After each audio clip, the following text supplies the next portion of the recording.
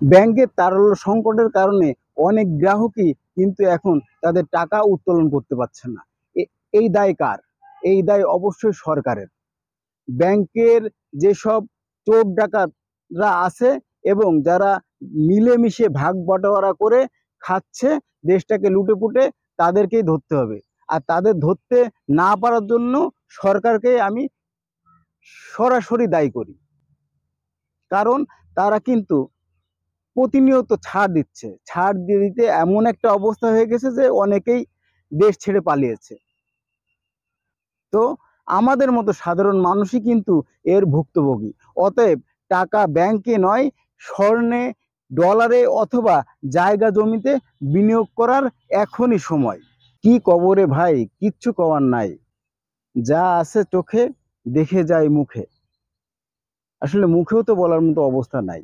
সব জায়গায় বাড়ছে কর, আমাদের করছে শয়তান ভর। আপনি জীবনে যতই ভালো কাজ করুন না কেন, কিছু মানুষ আপনাকে সমালোচনা করবে এবং সর্বদাই নিচে টেনে নামাবে। দিন শেষে তারাই কিন্তু থাকে আমাদের আশেপাশে। তাই নিজের গতিতে দেখে শুনে বুঝে এগিয়ে যান। আমি আপনি বাঁচি 40 বছর কিভাবে? আপনি আপনার শিক্ষা জীবন শেষ করছেন 25 বছর পর, আর ওইদিকে আপনার 10 বছর চলে যায় রিটায়ারমেন্টের পর। 25 আর 10 35 চলে গেল। তাহলে আমরা সর্বোচ্চ বাঁচি 80 বছর। নিম্ন স্তরে যারা আছে তারা আরো কম কম বাঁচে।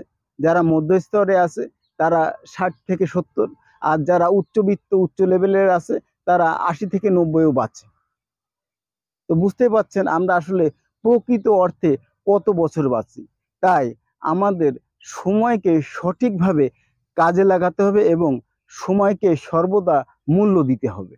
কেউ এগিয়ে না আসলেও প্রতিরোধ গড়ে তুলুন, কারণ আপনার রাস্তা আপনাকেই তৈরি করতে হবে।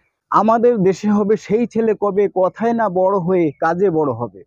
আমাদের সাফল্য ঠিকই আছে, কিন্তু জামের কারণে আটকে গেছে। আপনি যদি কথা না বলতে পারেন তবে আপনার চাকরি হবে না। আপনি যদি কথা না বলতে পারেন তবে আপনার ব্যবসা হবে না। আপনি যদি কথা না বলতে পারেন আপনি নেতৃত্ব দিতে পারবেন না। আপনি যদি কথা না বলেন আপনার ভিডিওতে ভিউ আসবে না। এটা হচ্ছে রিয়েলিটি। তবে সেটা যেন সবার গ্রহণযোগ্যতা পায়। হাল ছেড়ে দেওয়া মানেই হচ্ছে সম্ভাবনাকে বিদায় দেওয়া। তাই যে কোনো পরিস্থিতিতে লেগে থাকুন, না হলে আপনি শেষ। কি হবে পড়াশোনা করে যদি এইভাবে যায় জীবন জ্বলে? 25 বছর শিক্ষা জীবন শেষ করে একটা ছেলে মেয়ে 25,000 টাকা বেতনের চাকরি পায় না।